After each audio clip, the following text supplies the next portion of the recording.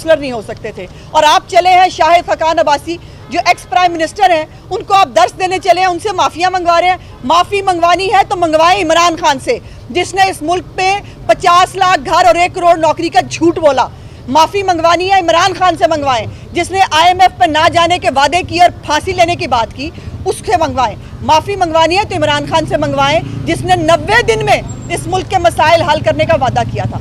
माफ़ी मंगवानी है तो इमरान खान से मंगवाएं, जो इस मुल्क में ज़कात चोरी करके और डकार मार के फॉरेन फंडिंग केस को छुपा के बैठा है। चैरिटी के नाम पे जो आदमी पैसे लेता हो, गरीब आदमी की जेब से निकलवाता हो चैरिटी के नाम पे, और बाजी के जो हैं वो अरबों रुपए की जायदादें भी बन जाएं, और मौसूफ जो है वो भी इसको अरबपति हो जाएं बगैर किसी जो है वो जरिया के होते हुए।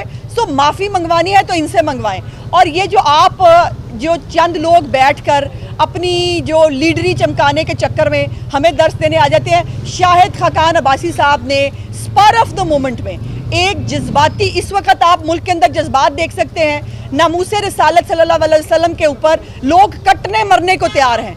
तो शाहिद खकान अब्बासी साहब गोश्त की वो माजरत भी कर चुके हैं, और उसके ऊपर उन्होंने कहा कि वो बात करना चाहते थे इस अहम टॉपिक के ऊपर, और उनसे वो जुमला अदा हुआ। अब मुझे हैरत यह है कि अब अगर आप समझते हैं कि शाहिद खकान अब्बासी आपके कहने पे माफ़ी मांगेगी तो भाई अपनी खातिर जमा रखो, हमें तुम्हारे कहने पर माफिया मांगने की और करने की जरूरत नहीं।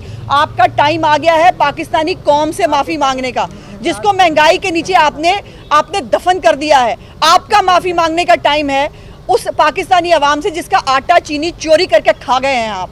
आपका माफ़ी मांगने का टाइम है अवाम से जिसकी ज़कात चोरी की है आपने।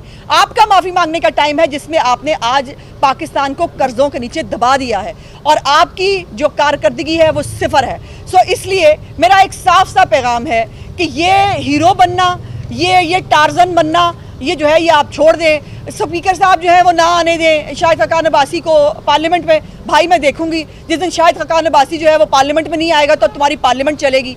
ये पार्लियामेंट जो है ये किसी के, वही लफ्ज़ जो इमरान खान ने इस्तेमाल किए थे मैं करना नहीं चाहती थी, ये किसी के बाप की नहीं है। ये शाहिद खकान अब्बासी लोगों के वोटों से इलेक्ट होके आए हैं। मुस्लिम लीग नून के 83 मेंबर्स लोगों के वोटों से इलेक्ट होके आए हैं, और आप वोट चोरी करके आए हैं। इसलिए ये पार्लियामेंट के अंदर खकान अब्बासी नहीं आएगा। इस तरह की बातें और धमकियां देने से जो है परहेज करें। इस वक्त आपका लोग गिरेबान जो है वो ढूंढ रहे हैं। वो कहाँ था कल ख़त्म नबूवत का जो है वो मुजाहिद, कहाँ था कल मुस्लिम उम्मा का बड़ा सा लीडर, जिसके ऊपर कल जो है इतना बड़ा दिन था पार्लियामेंट के अंदर जो है, और वो जो है मुस्लिम उम्मा का लीडर जो है वो कहीं मुंह छुपा के बैठा हुआ था। उसको इससे और ज़्यादा ज़रूरी काम कौन था इस मुल्क के अंदर? मुल्क में आग लगी है और वो आदमी जो है वो पता नहीं, और फिर पार्लियामेंट हाउस में मौजूद था।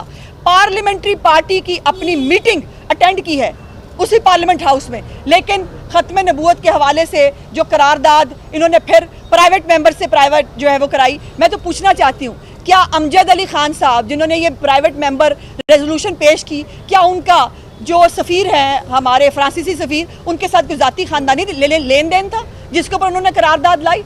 ये हुकूमत पाकिस्तान की करारदाद थी, और हुकूमत पाकिस्तान इसको ओन नहीं कर रही। इन्होंने कल पाकिस्तानी अवाम को भी पागल बनाया है, इंटरनेशनल कम्युनिटी को भी पागल बनाया है, और ख़ुद अपने आप को भी पागल बनाया है, ये करके कि इस तरह की हरकतें करके ये जो है इस मामले से जो है वो रफा दफा करने की कोशिश करेंगे। ख़त्म नबूवत पर इस मुल्क में तमाम इंसान कटने मरने के लिए तैयार हैं, लेकिन उसका जो इस्तेमाल जिस तरह से हुकूमत कर रही है वो मैं समझती हूँ। और इस आग के ऊपर ये हम ही हैं जिन्होंने इस आग के ऊपर पानी डाला। अगर तेल डालने की बारी आती तो इस मुल्क में वो आग लगती कि इनको। और फिर भी अफसोस की बात यह है कि इतना जहनी मरीज़ है हमारा वज़ीर आज़म कि उसको फिर भी इस कौम से ख़िताब करते हुए नवाज शरीफ का कोई ताल्लुक़ नहीं बनता था। सलमान रुश्दी और नवाज शरीफ को मिला दिया जिनका आपस में कोई लेना देना नहीं था। खुदा का वास्ता है, इसको बोलने से पहले या तो सिखा दिया करें या इसको कहा करें कि तारीख़ पर तबाह आजमाई ना किया करें, इसको तारीख़ का कख नहीं पता। जी बिस्मिल्लाहिर्रहमानिर्रहीम। आप सबका बहुत शुक्रिया कि आप लोग सुबह से लेकर 8 बजे जब मैं आई और अभी तक रोज़े की हालत में आप लोग यहाँ खड़े होते हैं। आप लोगों को भी खराज तहसीन तमाम रिपोर्टर्स और कैमरामैन यहाँ जो मौजूद हैं।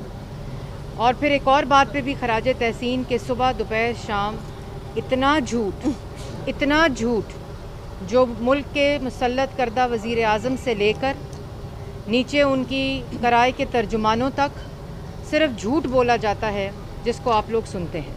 अभी इमरान साहब लो कॉस्ट हाउसिंग स्कीम, मैंने पहले भी वाज़ेह तौर पर ये बताया था, और पाकिस्तान की आवाम जो फॉर्म फिल कर रही है, आप उससे झूठ नहीं बोल सकते कि ये वो 50 लाख घर जिसका वादा इमरान खान साहब ने किया था, ये वो 50 लाख घर नहीं हैं। ये कर्जा लेकर बैंकों से आपके अपने पैसे, आपके गरीब आवाम के अपने पैसों से आप कर्ज़े से ये घर ले रहे हैं, और जिसमें अगर किसी की सहूलतकारी की गई है हुकूमत की तरफ से, तो वो कंस्ट्रक्शन माफिया की सहूलतकारी की गई है, एमनेस्टी दी गई है उन तमाम ब्लैक मनी माफियाज को कि कंस्ट्रक्शन में पैसे लगाएं तो आपसे आपकी चोरी के बारे में नहीं पूछा जाएगा, आपसे कोई सवाल नहीं होगा।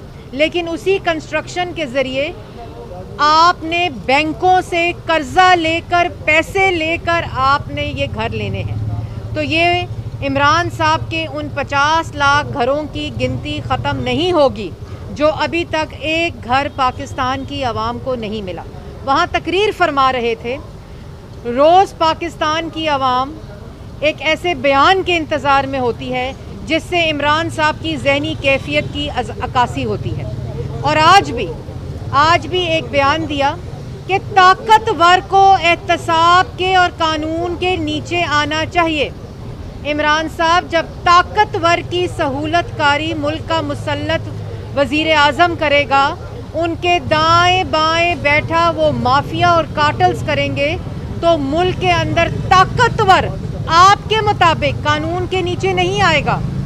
जो चीनी माफिया आपका एटीएम होगा, जब चीनी माफिया आपके दाएं और बाएं बैठकर आपसे वो फैसला करवाएगा जिसकी वजह से आज पाकिस्तान की आवाम 52 रुपये किलो चीनी नहीं बल्कि 120 रुपये किलो चीनी खरीद रही है। ये वो ताकतवर माफिया है जिसकी वजह से आपने वो दस्तखत किए, और उन दस्तखत की वजह से चीनी 52 रुपये से 120 रुपये किलो आई। इमरान साहब के दस्तखत से चीनी महंगी हुई, इमरान खान के दस्तखत से चीनी माफिया अमीर हुआ, इमरान खान के दस्तखत से एटीएम्स भरे गए, इमरान खान के दस्तखत से चीनी एक्सपोर्ट की गई जब मुल्क के अंदर चीनी महंगी हो रही थी और चीनी जो है वो किल्लत थी उसकी। इमरान साहब के दस्तखत से वही चीनी जो एक्सपोर्ट की गई वो चीनी माफिया ने गोदामों में भरी और एक्सपोर्ट भी नहीं हुई, और उसी चीनी माफिया को इमरान साहब के दस्तखत की वजह से इंपोर्ट किया गया। तो आप वो ताकतवर माफिया के सहूलतकार हैं जिसको कानून के नीचे लाने की आप हिम्मत नहीं रखते, क्योंकि उन्हीं ताकतवर माफिया से आपके एटीएम्स भरते हैं, आपके घर का खर्चा चलता है, आपके बावर्ची खाने का खर्चा चलता है। दूसरी बात, अभी कह रहे थे मौसूफ कि ये चाहते हैं, ये जिन्होंने मनी लॉन्ड्रिंग की है, जिन्होंने डाका डाला है, जिन्होंने चोरी की है, कह रहे थे वो चाहते हैं कि हमें कानून के नीचे ना लाया जाए। वो चाहते हैं कि जेलों में हमें आम आदमियों की तरह नहीं बल्कि ख़ास आदमियों की तरह रखा जाए। गालिबन उनका इशारा हमेशा की तरह, क्योंकि अपना जवाब तो है नहीं, हमेशा की तरह ऑपोजिशन पे था, तो उस पे मैं इमरान साहब को जवाब देना चाहती हूँ कि सज़ाए मौत की चक्कियों में रखा, सज़ाए मौत की चक्कियों में रखा। जिस कमरे में मरियम नवाज़ को रखा वहाँ बाथरूम और कमरा एक था, बाथरूम के आगे नमाज पढ़ती थी मरियम नवाज़। जहाँ राना सनाउल्लाह को रखा वो बैठकर सोते थे, वो सज़ाए मौत की चक्की थी। जहाँ शाहिद खकान अब्बासी को रखा उस चक्की में वो लेट नहीं सकते थे क्योंकि उनका कद उस चक्की से लंबा था, वो सज़ाए मौत की चक्की थी। एहसन इकबाल को सॉलिटरी कन्फाइनमेंट में रखा, सलमान रफ़ीक, साद रफ़ीक, हनीफ अब्बासी को सज़ाए मौत की चक्की में रखा। कामरान माइकल, मेरी बात सुने, अगर आपकी ज़हनी और दिली तस्कीन अगर सज़ाए मौत की चक्की में, और नवाज शरीफ, शहबाज शरीफ को ये इमरान साहब पूछता ये नहीं है कि आज कितने की चीनी मिल रही है, कितने का आटा मिल रहा है, वो पूछते हैं आज क्या खाया है, नवाज शरीफ ने, शहबाज शरीफ ने जब जेल में थे, जब जेल में है, हमजा शहबाज को 2 साल जेल में रखा। और अगर आपकी जहनी तस्कीन नहीं हुई, अभी अभी अगर आपको दिल में ठंडक नहीं पहुंची, तो आप एक काम करें, बनी गाला में कोट लखपत की ब्रांच खोलें, बनी गाला में एक हडियाला की ब्रांच खोलें और बनी गाला में कैंप जेल की ब्रांच खोलें और रखें जैसे रखना चाहते हैं। लेकिन ये तड़ियाँ और ये झूठ, आपने तमाम सियासी मुखालफीन को सजाए मौत की चक्की में रखा। एक बाप को के सामने उसकी बेटी को अरेस्ट करवाया, एक बाप को जेल में रखा और दूसरे सेल में उसकी बेटी को रखा। इसलिए ये भाषण ना दें ना। आप जब मरियम नवाज के पास वो दरखास्त आई कि आप टैक्स देती हैं, आप बीए पास हैं, तो आप बी क्लास के लिए साइन करें, उसने वो जो दरखास्त थी वो उनके मुंह पे मारी कि मैं ये दरखास्त नहीं लूँगी। इसलिए ये तारीख का हिस्सा है, आप इसको झुटला नहीं सकते। आपने सियासी मुखालफीन की आवाज़ बंदी के लिए, क्योंकि आप नालायक थे, क्योंकि आप चोर थे, क्योंकि आप नाअहल थे, और आज ये बात साबित हो रही है। आपने तमाम कॉम्पिटेंट लोगों को, जिन्होंने आवाम को रिलीफ दिया है, जिन्होंने आवाम को महंगाई कम करके तमाम अशिया जो थी वो सस्ती की, आपको मालूम था कि आप नाअहल हैं, आपको मालूम था कि आप डाकू हैं, आपको मालूम था कि आपने चोरी करनी है। आप इस प्लान से आए थे, इस माफिया और कार्टेल को अपने साथ लेकर, इसलिए आपने सजाए मौत की चक्कियों में रखा। मेरा फिर पैगाम है आपको कि आप बनी गाला में कोट लखपत, कैंप जेल और हडियाला जेल की एक ब्रांच खोलें। और अगर आपकी अभी भी तस्कीन नहीं हुई, अगर आपको अभी भी ज़हनी सुकून नहीं मिला, तो आप रख लें दोबारा सबको। लेकिन एक बात याद रखें, मनी लॉन्ड्रिंग आपने की 23 फॉरेन फंडिंग अकाउंट्स के जरिए। आटा, चीनी, बिजली, गैस, दवाई चोरी आपने किया है और इन तमाम चीज़ों के सबूत मौजूद हैं। और आपने कहा आज वसाइल कम होने से आवाम गरीब नहीं होती। इमरान साहब, वाकई वसाइल कम होने से आवाम गरीब नहीं होती, लेकिन एक चोर वजीर आजम के मुसल्लत होने से आवाम ज़रूर गरीब होती है। क्योंकि आटा जब 35 रुपए से 90 रुपए और 100 रुपए किलो मिलता है तो आवाम गरीब होती है। अगर चीनी 52 रुपए किलो से, जो 5 साल नवाज शरीफ ने रखी, अगर 52 रुपए किलो चीनी से 120 रुपए किलो चीनी होती है तो आवाम गरीब होती है। जब आटा, चीनी, बिजली, गैस, दवाई चोरी होती है आवाम की, जब माफिया और कार्टेल्स की जेबें भरी जाती हैं, तब आवाम गरीब होती है। और जिस वक्त एक चोर को, वोट चोर को मुसल्लत किया जाता है, जब तरक्की की शरह -0.4 होती है, जब महंगाई की शरह 16% होती है, जब 14,000 अरब का कर्जा 2.5 साल में लिया जाता है, तब आवाम मकरूज और गरीब होती है। इसलिए ये भाषण और ये रोज़ खड़े होकर जो तकरीरें करते हैं ना, ये आवाम आपकी असलियत भी जान चुकी है। अगर किसी ने इस मुल्क में वज़ीर आज़म की कुर्सी पर मुसल्लत होकर मिसयूज़ ऑफ अथॉरिटी की है, मनी लॉन्ड्रिंग की है 23 फॉरेन फंडिंग अकाउंट से, ये वही शख्स था जो हुंडी के ज़रिए पैसे मंगाने की कॉल दी, जिसने, जिस तरह भी अज़मा कह रही थी माफ़ी मांगनी चाहिए तो सिर्फ आज उस शख्स को मांगनी चाहिए। और जिसने अगर मनी लॉन्ड्रिंग की है, आवाम का आटा, चीनी, बिजली, गैस, दवाई चोरी किया है, जिसने आवाम को गरीब किया है, जिसने आवाम को बेरोज़गार किया है, जिसने आवाम को 14,000 अरब का मकरूज़ किया है, जिसने कश्मीर का सौदा किया है, वो सिर्फ एक शख्स है और उसका नाम इमरान खान है। रोज़ खड़े होकर भाषण ना दें। और ये ताकतवर को कानून के नीचे, हमने मुस्लिम लीग नून आज सर उठा कर कह सकती है, हम वो वाहिद जमात हैं पाकिस्तान में, पाकिस्तान की तारीख में, जिसमें मुल्क के वज़ीर आज़म नवाज शरीफ ने सुप्रीम कोर्ट को ख़त लिखा था कि ये अकाउंटेबिलिटी स्टार्ट करें। जब इनकी दरख्वास्त को फ्रिवलेस कह के डस्टबिन में फेंका गया था, उस वक़्त नवाज शरीफ था वज़ीर आज़म मुल्क का, इमरान खान नहीं था, जो इलेक्शन कमीशन से मफरूर है, जो अदालतों से मफरूर है, जो दहशत गर्दी की अदालत से मफरूर है। माफ़ी मांगे। आपको क्या पता है एहतसाब क्या होता है? 8 साल से KPK में एहतसाब कमीशन बंद है, उसको ताला लगा हुआ है। और जितने ताकतवर इस वक्त माफियाज और कार्टेल्स हैं, आपके दाएं और बाएं बैठे हुए हैं। और हम चाहे नवाज शरीफ हो, शहबाज शरीफ हो, मुस्लिम लीग नून की क़यादत हो और कारकुन हो, वो ऊपर से लेकर नीचे तक तमाम ट्रायल्स भुगत चुके हैं। और तमगे हैं हमारे लिए हाई कोर्ट्स के फैसले, तमगे हैं हमारे लिए सुप्रीम कोर्ट के फैसले, जहां आप पिछले दरवाजे से भाग जाते हैं। जब शहबाज शरीफ की बेल के ऊपर आपने चैलेंज किया था फैसला सुप्रीम कोर्ट में, किधर गए थे करप्शन के सबूत, किधर गए थे मनी लॉन्ड्रिंग के सबूत, किधर गए थे चोरी के सबूत? कोई चोरी का सबूत नहीं, कोई मनी लॉन्ड्रिंग का सबूत नहीं, किसी किस्म का कोई सबूत नहीं। लेकिन जहां सबूत है वहां मफरूर है आटा चीनी चोर, वहां मफरूर है बिजली गैस चोर, वहां मफरूर है अवाम का दवाई चोर, वहां मफरूर है कश्मीर का चोर।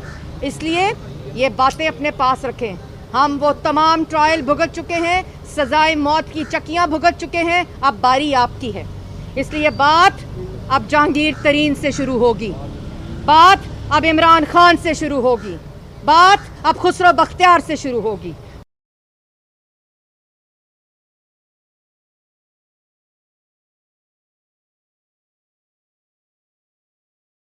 बात अब आप 120, 125, 130 रुपए, और जहां 125 और 20 रुपए किलो मिल रही है वहां चीनी ही नहीं है। वहां कतारें हैं आज बहनों की, वहां कतारें हैं आज बुजुर्गों की, वहां कतारें हैं आज बेटियों की, जो शनाख्ती कार्ड लेकर 1 किलो चीनी 125 रुपए किलो खरीदने के लिए लाइन में खड़ी है, और चीनी कोई नहीं है।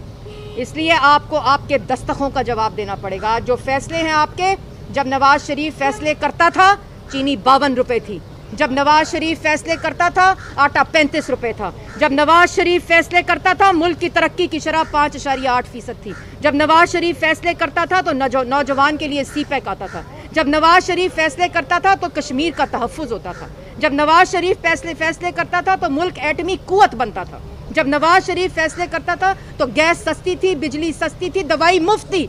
शहबाज शरीफ ने पंजाब में दवाई मुफ्त की, इन्होंने आके तमाम दवाइयों को दोबारा 500% महंगा किया। इसलिए नवाज शरीफ के फैसले को अगर आपने करना है, नवाज शरीफ जैसा मुल्क को रिलीफ देना है, नवाज शरीफ जैसी मुल्क को तरक्की देनी है, तो अवाम का वोट लेकर आओ। आरटीएस को बिठा कर आने की ज़रूरत नहीं है, और ये तकरीरें करना बंद करो, क्योंकि अब तकरीरों का नहीं, अब जवाब देने का वक्त आ चुका है, और वो भी आपको देना पड़ेगा।